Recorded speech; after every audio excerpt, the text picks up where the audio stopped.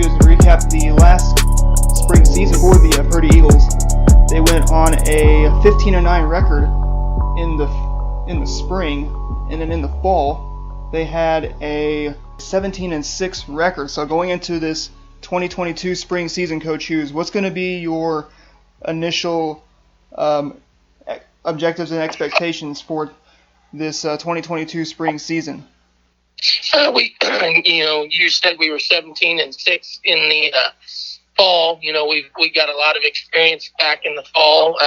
We saw some things that we do really well, and we saw some things we do really bad, and some things that we did extremely bad. So, we're trying to cut that in half and cut the bad into half and turn into some good. And, we're working on it right now. Offensively, we got to, offensively make some improvement, and then also improve on the mental side of the game. We should be okay.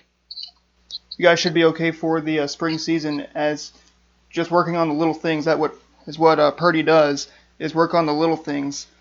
And so, going into this season, what's going to be the fundamentals of baseball that you're teaching your players? We're changing a little bit offensively. It's changing some mindsets. We're going to try to do some things differently. We're still going to hit and run. We're still going to bunt. We're still going to move runners over and do the right things. But, we've changed some philosophies offensively. Defensively, we've got some guys fighting for some positions right now. And fundamentally, they're pretty sound. We got to shore up, the small things, like you said, just doing the small things and fundamentally being down there. And, pitching wise, it's right now, it's not a lack of arms. We've got 6 to 8 guys that I feel like could do a great job on the varsity mound. It's just trying to find them innings and pitching the right guy at the right time and giving them the best chance to be successful. Looking at that best chance to be successful, and looking at your roster for this spring season, looks like we will have some juniors, at least some seniors, but I don't know if it's going to be as loaded as it was, let's say, back in 2019, and then going into 2020. But let's see, I see 1, 2 seniors, some juniors, some sophomores, and then some freshmen on this Purdy team. So, looking at your roster, who are you going to be relying on mostly to be the leader of your Purdy team? Well, you mentioned our 2 seniors, Matthew Cornelius and Zach Henderson. Both of them have been in the program for 4 years. They were on those teams, that 2019 and 2020 teams that you mentioned as JV players. So they saw kind of what was expected and kind of what it takes to play at a high level. So that they've been around the program. They do a good job. They're going to be the leaders as seniors. And then we've got quite a junior class that's played a lot of baseball. That they're going to be kind of we're looking for them to step up along with those 2 seniors and be leaders, not only physically, mentally, and vocally, but we're looking them to lead us at the on the baseball field, those six or 7 juniors along with the 2 seniors to be, the leaders. Looking for those seniors to be the leaders of this team. And now, looking at this in this season, what's going to be your expectations that you're going to be setting for your players each and every game and each and every practice? We've as a coaching staff, we've been very proud of the fact that we do the little things right. We're going to continue to force that. We're going to continue to have a say in how hard we work. We're going to, I'm sure everyone says they're going to outwork the opponent, and we say that also. And we want to work hard in practice so the games are easy. And if we do that, we should be okay. You guys do that, you guys should be okay. And now looking at this spring season, coming off the last spring, that you guys were had actually fallen to the state champion of Marionville, along with Hollister and Reed Spring in a 4-day span, that sent you guys into the playoffs on a 3-game skid. So, what do you guys are going to do to avoid that skid come district time in May? We got to be playing our best ball at that time. Last year, we kind of I felt like we maybe peaked at the middle of the season, and that's a little bit on the coaching staff and me personally, and trying to get them to get better each day and not get to their peak. And we kind of got to that point that we may have been a little mentally and physically drained, and we played some really good teams. I mean, as you mentioned, Marionville is absolutely, loaded last year and should be loaded again this year. They put us twice in the last 2 weeks of the season, once in the Forsyth tournament and once in the district tournament. And then we got beat by Hollister there late, and they were, I believe a Class 4 finalist, and then Reed Springs, being a really good club there. It was tough, and we weren't mentally and physically able to compete at that level. So we've got to do a better job of being prepared for all situations. We got to be prepared for the guy that throws it mid-80s, and we got to be prepared for the guy that throws it, 70, 75 with a curveball. And then we've got to be a lot better on the mound and, be solidly. And if we increase that each day at practice and each day on the field during games, we should hopefully be able to compete, with anyone we play.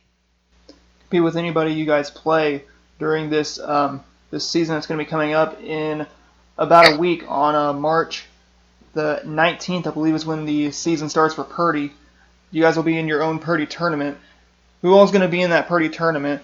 And who are you guys going to be playing your first game to kick off the Purdy tournament? Oh, we've got 7 teams in that tournament, so we're looking at El Dorado Springs, East Newton, Pierce City, College Heights, Crane, Hartville, and us. 7 teams in the Purdy tournament with Pierce City, Hartville, Crane, Joplin College Heights, El Dorado Springs, and East Newton in that tournament. And there's actually 2 sites there for the Purdy tournament. Purdy and I believe Crane is the other site. So it's like the Crane Fall Woodbat tournament from the fall, where there's more than just one site. And so when you guys brought in another site, So when you guys brought in another site, what did that do for the? Then we'll all get together on.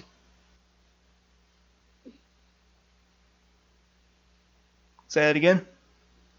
Oh, I was just saying, Crane's going to host their side and on Saturday, and we'll host our side, and then we'll all get together on Monday and Tuesday at Purdy to see, how things go.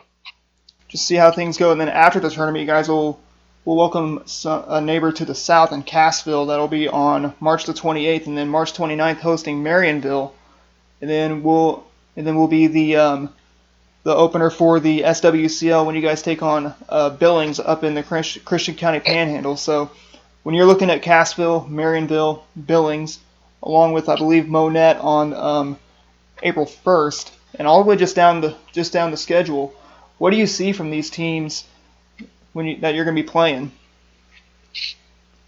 Yeah, we've got a pretty tough schedule there to start off. Cassville was young last year. They should be a lot better this year.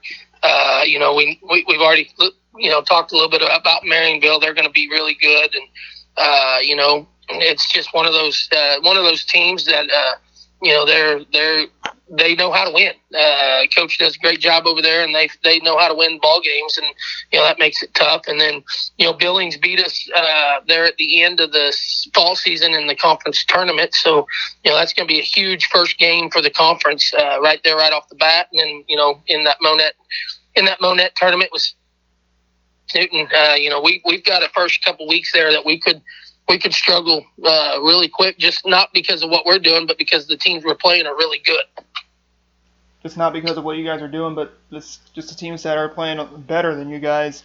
And then looking at the SWCL with you guys playing Sparta along with Crane, Blue Eye, Billings, Spokane, and then Galena and Southwest. So looking at the SWCL, what kind of game are you going to get in the SWCL? That's going to be a loaded conference again this year. Maybe not as good at the top end as it's been in the past, but I really believe 1 through 8 could beat anybody. 1 through 8 can beat anybody in the SWCL. so it can happen any night during the SWCL. And now some non-conference games you guys are going to be playing. You guys will add some football schools as well. You'll add Jasper, Diamond, Seneca, East Newton, Clever, Lamar, and Miller. And I believe College Heights also has football as well, including, of course, Cassville and Maryville, which we just talked about. So when you play these schools that play football during the fall, what kind of those schools that have football, they're bigger, stronger kids for sure. And when you're facing bigger, stronger kids, they throw it harder, they hit it further, and we've got to be fundamentally sound to be able to compete at that level with kids that are maybe a little bit bigger or stronger than us. I feel like being junior, senior heavy, we're at the varsity level a lot stronger than we've been in the past overall. But we've got our kids in the weight program. Coach Carmichael does a good job with that, and we're looking forward to seeing us hit the ball maybe a little bit harder and throw it a little bit harder this spring. Hitting and throwing it a little bit harder this spring, and during each practice and during each game, what is the Purdy way of coaching that you're coaching your players this year?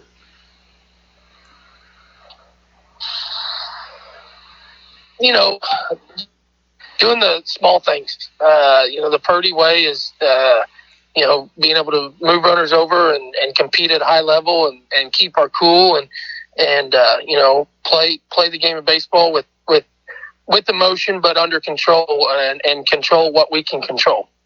Control what you can control during the game is just playing small ball, like what we said. And now, what is going to be the big words that you're going to lecture to bring a win to your clubhouse? Sorry, that cut out. The big what? Big words that you'll lecture to bring a win to your clubhouse. For our program, some of the big words we'll use, just being consistent, and putting forth the effort, and just being hard nosed and getting dirty and diving all over the field and making sure we do the small things is the big words that we use a lot. Big words is the small things. And now, what is going to be one word that describes this Purdy Eagles team this year? I hope we're mentally, it's two words, but mentally tough. I want us to be mentally tough this year. Mentally tough this year for this Purdy Eagles team. And now going down the line all the way down to May, as that's going to be when districts will be right after May 9th. Will be district starting up. So with Purdy, they could be either going east or they could be going west. So with Purdy a little bit more closer to Joplin, they would be more going west. But sometimes they end up going east. So if you guys go east and if you guys go west, who do you think you'll see in the West District, and who do you guys think you'll see in the East District?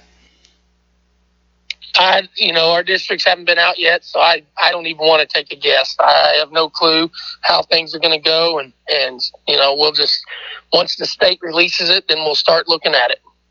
Once the state releases it, start looking at the districts. And now, before we let you go, if there are any final words you had to say to all the coaches that are going to be playing, including the 7 coaches that are going to be playing in the SWCL, what would your words be to every coach that you're going to be playing this year? I'm really looking forward to playing two coaches this year, and it's 2 real good friends of mine.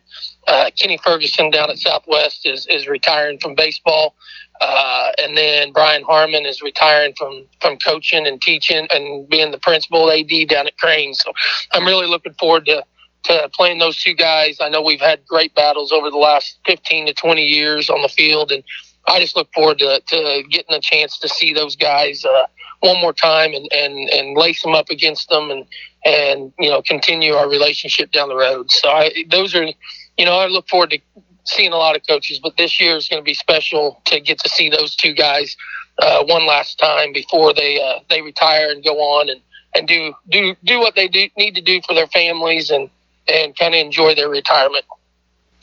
Do what they do for their families and enjoy their retirement. That will end today's show for today. We hope you enjoyed our show. We hope you enjoyed us sitting down with the head coach of the Purdy Eagles, Coach Josh Hughes. If you want to stay connected with the Purdy Eagles through their social media, be sure to like them on Facebook. Also follow them on Twitter. Their Twitter is at PHS Skipper 3. Once again, it's at PHS Skipper 3 on Twitter.